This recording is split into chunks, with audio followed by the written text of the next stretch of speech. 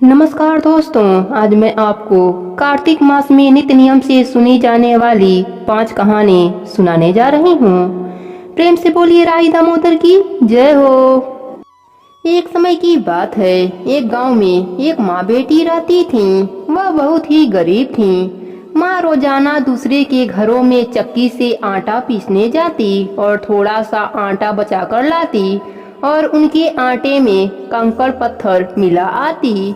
यह बात बेटी को अच्छी नहीं लगती। वह बोलती, माँ चोरी नहीं करनी चाहिए, धर्मराज जी के यहाँ जाकर कष्ट भोगना पड़ेगा। वह अपने माँ को रोजाना समझाती, पर उसकी माँ नहीं मानती। वह चिढ़ जाती और अपने बेटी से कहती, तेरे को काले कुत्ते से शादी कराऊंगी।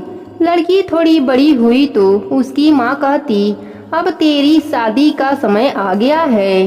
वह लड़की घबरा जाती और धर्मराज जी से प्रार्थना करती कि आप सबका लेखा जोखा लेते हैं, मेरी रक्षा करना। अब उसकी प्रार्थना धर्मराज जी ने सुनी। एक दिन धर्मराज जी ने खुद ही काले कुत्ते का रूप बदलकर घर के बाहर आकर बैठ गए। उनकी जीभ लपलपाती हुई लार टपक रही थी। माँ बाहर निकली तो देखा कि काले रंग का कुत्ता बाहर बैठा है। माँ खुश हुई और कुत्ते को अंदर लाकर उससे बेटी की शादी करा के विदा कर दिया।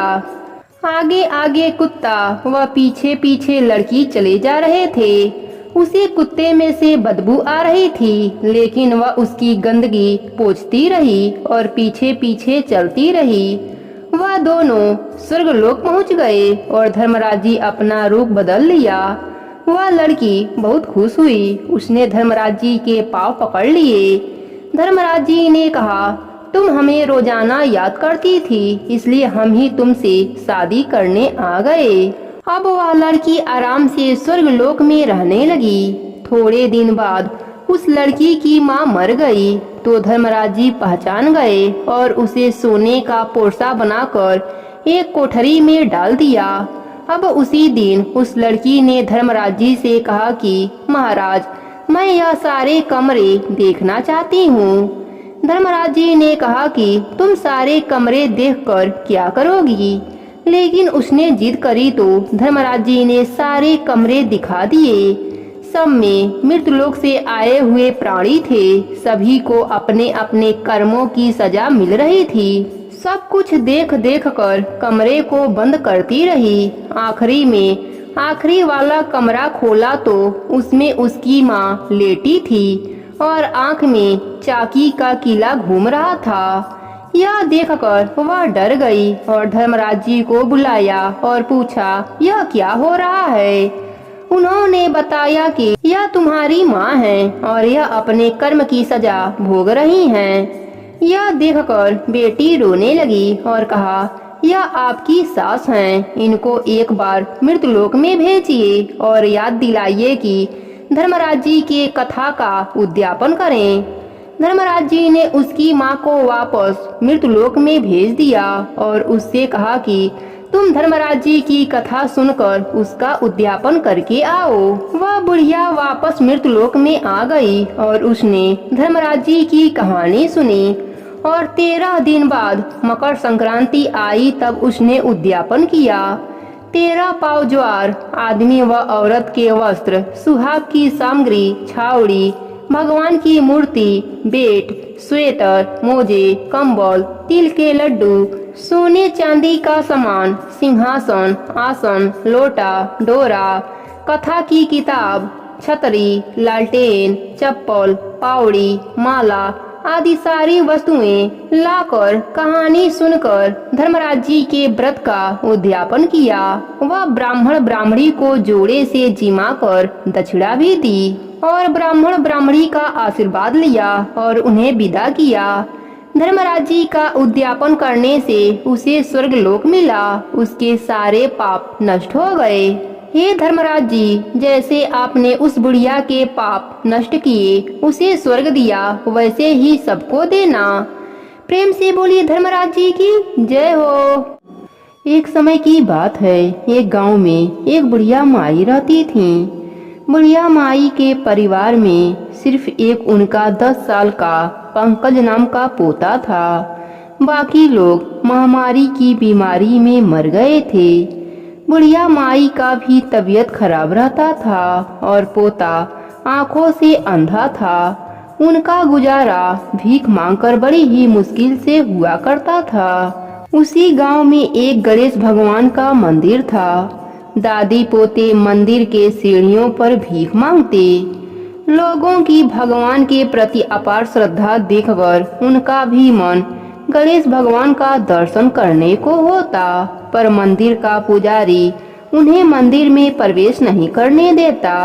वह कहता, भिखारी तुम लोग मंदिर में प्रवेश मत करो, नहीं तो मंदिर अशुद्ध हो जाएगा।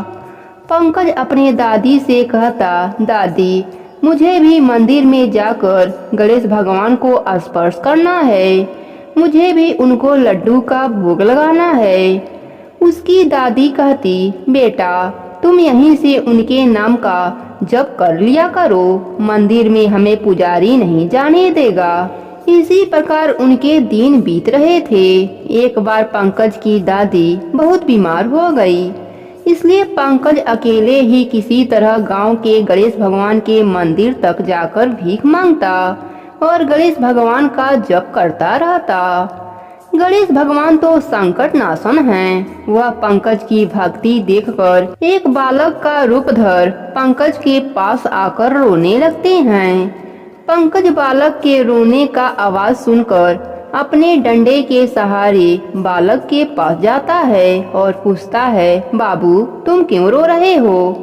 बालक के रूप में गणेश भगवान पंकज से कहते हैं, मेरा नाम गणेशा है और मुझे लड्डू खाने का मन है। मेरे पास पैसे नहीं हैं और दुकानदार मुझे लड्डू नहीं दे रहा है, इसलिए मैं रो रहा हूँ। पंकज को उस पर बहुत तरस आया। वह अपने कटोरे में से 5 रुपए निकालकर 2 लड्डू खरीदा और उस बालक रूप भगवान को अपने हाथों से खिलाया। जब पंकज भगवान को लड्डू खिला रहा था तब उसे बड़ा ही आनंद महसूस हो रहा था। अब तो यही सिलसिला रोज का हो गया। गणेश भगवान बालक के रूप में पंकज के पास आते और 5 रुपए का 2 लड्डू बड़े ही प्रेम से खाते। एक दिन गणेश भगवान ने कहा, पंकज अब मैं कल से नहीं आ पाऊंगा। तब पंकज ने कहा, ऐसा मत कहो, तुम्हारा साथ मुझे बहुत अच्छा लगता है। जब मैं तुम्हें लड्डू खिलाता हूँ तो मुझे बहुत आनंद महसूस होता है। तब भगवान रूपी बालक पंकज से बोले, मित्र कल मैं अपने माता पिता के साथ दूसरे शहर जा रहा हूँ, इसलिए मैं नहीं आ पाऊंगा। इतना सुनकर पंकज रोने लगा। तब भगवान रूपी बालक बोले, देखो मित्र रो मत, तुम मेरे माता पिता से बोलकर मुझे जाने से रोक सकते हो। पंकज ने कहा, ठीक है, मैं तुम्हारे माता पिता से बात करूंगा, मुझे उनके पास ले चलो। गणेश भगवान प्रसन्न मुद्रा में उस पंकज का हाथ पकड़कर चलने लगे। चलते चलते गणेश भगवान पंकज का हाथ छोड़ दिया। पंकज आवाज लगाने लगा, गणेशा गणेशा। पंकज को कोई आवाज नहीं आई। तब पंकज आगे बढ़ा, लेकिन एक पत्थर के ठोकर लग जाने के कारण वह जमीन पर गिर पड़ा। जब वह उठा तो उसकी आंखों से दिखाई देने लगा और सामने साक्षात गणेश भगवान मुस्कुराते हुए उसे देख रहे थे। पंकज हाथ जोड़कर कहा, प्रभु क्या मेरे साथ आप थे? क्या मैं आपको अपने इस तुच्छ हाथों से लड्डू खिला रहा था? गणेश भगवान ने कहा, पंकज मैं तो भावों का भूखा हूँ, तुम्हारे हाथ से लड्डू खाकर मैं भी आनंदित हो जाता था। तुम इतने भाव से जो खिलाते थे, आज से तुम्हारे जीवन में जो भी संकट तकलीफें हैं वह समाप्त हो जाएंगे। इतना कहकर गणेश भगवान अंतर ध्यान हो गए। गणेश भगवान की कृपा से पंकज की दादी स्वस्थ हो गई। पंकज का घर अन्य धन से भर गया। पंकज के जीवन से गरीबी कोसों दूर चली गई। अब पंकज अपने दादी के साथ रोज गणेश भगवान के मंदिर में लड्डू का भोग लगाने लगा। अब तो पंडित जी भी उसे नहीं रोकते, क्योंकि अब वह भिखारी नहीं रहा। गणेश भगवान की कृपा से पंकज के पास बड़े बड़े कारोबार हो गए। उसकी शादी सुशील सुंदर कन्या से हो गई। हे गणेश भगवान, जैसे आप पंकज पर प्रसन्न हुए, वैसे ही अपने सभी भक्तों पर प्रसन्न होना। प्राचीन समय की बात है, एक गांव में दो भाई राम प्रकाश और कमलकांत एक साथ रहते थे। उनमें से बड़ा भाई राम प्रकाश बहुत सीधा साधा था और उसकी पत्नी सत्यवती भी बहुत सीधी थी। यह परिवार सूर्यवंशी था, इसलिए वह सूर्य देवता को अपना कुल देवता मानकर उनकी पूजा किया करते थे। सत्यवती हर दिन सूर्य भगवान की पूजा करती और कथा कहती थी। साथ ही वह कार्तिक रविवार का व्रत भी रखती थी। परंतु इसके विपरीत कमलकांत की पत्नी संजना नए विचारों वाली थी। वह पूजा पाठ में बिल्कुल विश्वास नहीं रखती थी। कमलकांत भी सीधा था, पर संजना उसके समझाने पर भी पूजा नहीं किया करती थी। कमलकांत उसे समझाता कि ऐसा ना करने से सूर्य भगवान, जो कि हमारे कुल देवता हैं, वह नाराज हो जाएंगे, पर वह नहीं मानती और अपनी जेठानी को अनपढ़ गवार कहकर उसका मजाक उड़ाया करती थी। दोनों भाई एक साथ रहते थे, एक ही साथ खेत में काम करते, घर में सुख शांति थी। लेकिन एक दिन संजना की किसी बात पर सत्यवती से लड़ाई हो गई और वह कमलकांत से कहने लगी कि अब वह यहाँ नहीं रहेगी। सभी ने उसे बहुत समझाया, पर वह नहीं मानी और खेत, रुपए, पैसे आदि में बंटवारा करा दिया। अब दोनों भाई अलग अलग रहने लगे। रविवार के दिन सत्यवती ने व्रत किया और सूर्य भगवान को जल अर्पित करने लगी। उसी समय संजना वहां आई और कहने लगी, यदि तुम्हारे सूर्य भगवान इतने ही सच्चे हैं तो शाम होते ही मुंह छुपाकर भाग क्यों जाते हैं, और जब भी बादल आते हैं वह उनके पीछे क्यों छुप जाते हैं। मैं तो कभी भी ऐसे भगवान की पूजा नहीं करूंगी। सत्यवती ने उसे बहुत समझाया, पर वह नहीं मानी और संजना सूर्य भगवान की हंसी उड़ाते हुए घर में चली गई। सत्यवती को दुख हुआ। उसे डर भी था कि यदि कुल देवता नाराज हो गए तो परिवार पर बहुत बड़ा संकट आ सकता है। रात को जब सत्यवती सो रही थी तो सपने में उसे सूर्य भगवान ने दर्शन दिया और कहा, मैं तुम्हारे भक्ति से बहुत प्रसन्न हूँ, मांगो क्या मांगती हो। तब सत्यवती ने कहा, प्रभु मेरी देवरानी नासमझ है, उसके कारण आप रुष्ट ना होना, उसे क्षमा कर देना। सत्यवती की बात सुनकर सूर्यदेव बहुत प्रसन्न हुए और उन्होंने कहा, ठीक है, मैं उसे क्षमा करता हूँ। साथ ही मैं तुम्हें सोने का एक सिक्का देता हूँ, इसे अपने धन के साथ रख देना, तुम्हें कभी भी धन की कमी नहीं होगी। यह कहकर सूर्य भगवान अंतर ध्यान हो गए। सुबह जब सत्यवती उठी तो देखा उसके सिधाने सोने का सिक्का चमक रहा है। उसने अपने पति को सपने के बारे में बताया। राम प्रकाश ने सूर्य भगवान को नमस्कार किया और वह सिक्का अपने संदूक में रख दिया। कुछ ही दिन बाद जब उन्होंने संदूक खोला तो वह धन जेवर आदि से भरा था और उनके बीच सोने का सिक्का चमक रहा था। दोनों पति पत्नी अमीर हो गए।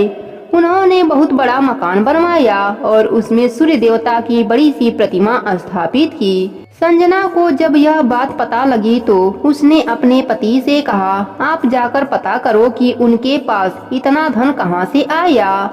कमलकांत ने मना किया, पर संजना लड़ने को तैयार हो गई। तब कमलकांत राम प्रकाश के घर गया। दोनों भाई गले मिले और एक दूसरे से बातें करने लगे। कमलकांत के पूछने पर राम प्रकाश ने उसे सब बता दिया।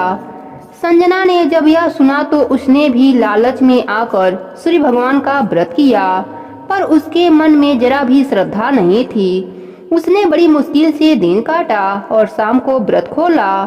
रात में वह सोई, पर उसे कोई भी सपना नहीं आया। सुबह उठकर देखा तो कहीं भी कोई सिक्का नहीं था। उसे लगा उसके जेठ जेठानी ने उसके पति से झूठ बोला है, भगवान तो होते ही नहीं हैं। इस तरह वह लड़ने के लिए बाहर निकली। तभी बाहर एक भिखारी खड़ा था। उसने संजना से खाना मांगा। संजना ने उसे डांटकर भगा दिया। वह सत्यवती के घर पहुंची। वहां जाते ही सत्यवती ने उसका स्वागत किया और पूछा कि क्या हुआ। तब संजना ने उसे सब बताया। तब सत्यवती ने हंसकर कहा, भगवान किसी भी रूप में आ सकते हैं। आज जिस भिखारी को तुमने भगा दिया वह सूर्य देव ही थे। तुम्हारे यहाँ आने से पहले वह मेरे घर भोजन करके असली रूप में प्रकट होकर आशीर्वाद देकर चले गए। तब संजना को अपने भूल का एहसास हुआ और उसने वहीं सूर्य देव की प्रतिमा के पैर पकड़ लिए और सच्चे मन से माफी मांगने लगी।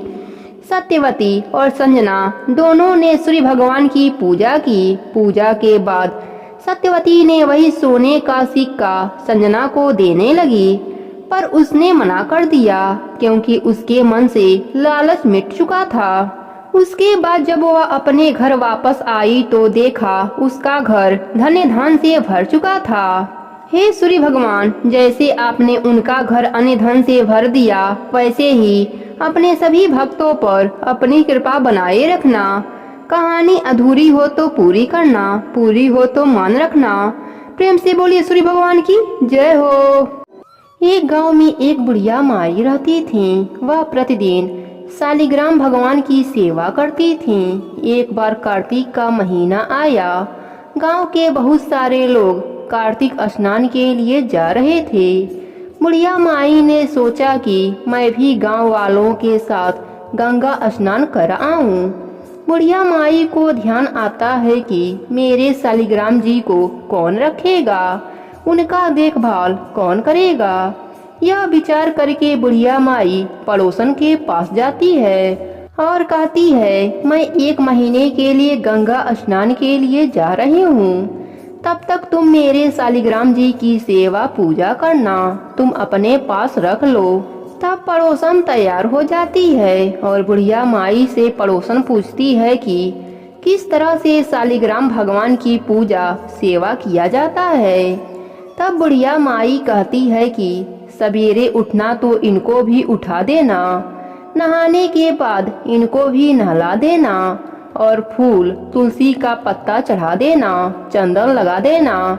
फिर जब दूध गर्म करना तो दूध का भी भोग लगा देना और दोपहर में रसोई में जो भी बनाना उसका भी भोग लगा देना और शाम को दिया जला देना और रात में सुला देना। इतना बताकर बुढ़िया माई शालिग्राम भगवान को पड़ोसन को देकर गंगा स्नान के लिए चली जाती है। पड़ोसन सुबह उठकर बुढ़िया माई के बताए अनुसार भगवान को जगाती है, फिर स्नान कराती है, चंदन फूल और तुलसी पत्र चढ़ाती है, दूध गर्म करके दूध का भोग लगाती है। फिर दोपहर में खाना बनाती है। एक थाली में खाना निकालकर शालिग्राम भगवान को भोग लगाने के लिए आती है। तब पड़ोसन देखती है कि दूध तो भगवान जी पिए ही नहीं हैं, दूध तो वैसा ही पड़ा है। तब पड़ोसन सोचती है कि क्या पता खाना खाने के बाद दूध पीते हों। फिर पड़ोसन खाना का भोग भी लगा देती है और कहती है, भगवान जी दूध पी लीजिए और भोजन जीम लीजिए। फिर पड़ोसन अपना काम करने लग जाती है। कुछ समय के बाद फिर आती है देखने भगवान जीमे की नहीं, ताकि मैं भी जीम लूं।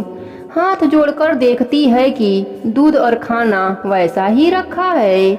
फिर पड़ोसन हाथ जोड़कर बोलती है कि भगवान दूध पी लीजिए और जीम लीजिए, आप जीमेंगे तभी तो मैं भी जीमूंगी। थोड़ी देर बाद फिर वापस आती है। फिर वही बात कह के वापस चली जाती है। फिर आती है तो देखती है ना तो भगवान दूध पी रहे हैं और ना ही खाना खा रहे हैं। अब पड़ोसन चिंता में पड़ जाती है और सोचती है कि आज तो पहला ही दिन है, बुढ़िया माई आएगी तो क्या कहेगी। कहेगी कि तुमने तो मेरे भगवान को दुबला पतला कर दिया। फिर पड़ोसन हाथ जोड़कर भगवान से प्रार्थना करती है कि जीम लो, आप जीमोगे तभी तो मैं भी जीमूंगी। पर भगवान तो जीमते ही नहीं, वह भी भूखी बैठी रहती है। यही कहते कहते शाम हो जाती है। शालिग्राम भगवान सोचते हैं कि अब तो जाना पड़ेगा, नहीं तो यह जीमेगी नहीं और यह मर जाएगी, फिर इसकी हत्या का पाप मुझे लगेगा। फिर भगवान जी आते हैं और पड़ोसन के घर का भोजन जीमते हैं। अब तो हर रोज यही होता है। ऐसे ही करते करते कई दिन हो गए। एक दिन भगवान ने कहा, मैया आज मैं बैकुंठ घूमकर आता हूँ। पड़ोसन ने कहा, नहीं प्रभु, अब कुछ ही दिनों की बात है। भगवान जी कहते हैं, मैं शाम को आ जाऊंगा। फिर पड़ोसन मान जाती है। अब रोज यही होता। सुबह भगवान जिम कर बैकुंठ लोग चले जाते और शाम को वापिस आ जाते। धीरे धीरे 1 महीना बीत जाता है। उधर बुढ़िया माई गंगा स्नान करके वापिस अपने घर आ जाती है। फिर बुढ़िया माई पड़ोसन के घर जाती है। पड़ोसन से कहती है, ला मेरे शालिग्राम भगवान को मुझे दे दे, बहुत दिन हो गए दर्शन नहीं किए। पड़ोसन ने कहा, अभी भगवान जी बैकुंठ लोग गए हैं, शाम को आएंगे तब ले लेना।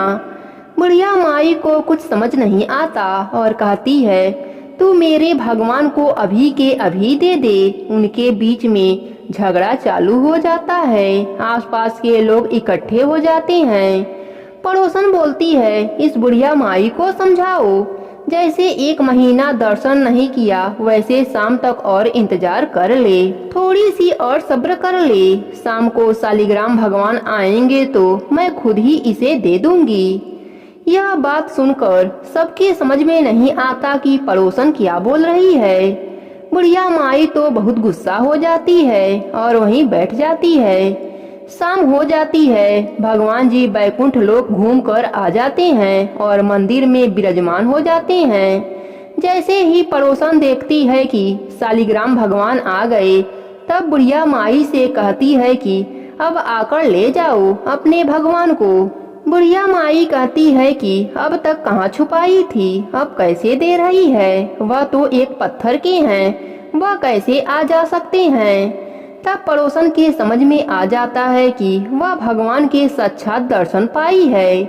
तब पड़ोसन भगवान के आगे हाथ जोड़ती है कि आप बुढ़िया माई को भी दर्शन दीजिए, नहीं तो यह मुझ पर झूठा आरोप लगाएगी। तब भगवान जी बुढ़िया माई को भी दर्शन देते हैं। बुढ़िया माई भगवान का दर्शन पाकर बहुत खुश होती है और पड़ोसन के पैरों में गिरने लगती है। कहती है, तुम्हारे पुण्य प्रताप से, तुम्हारे वजह से मुझे भी भगवान के दर्शन हो गए।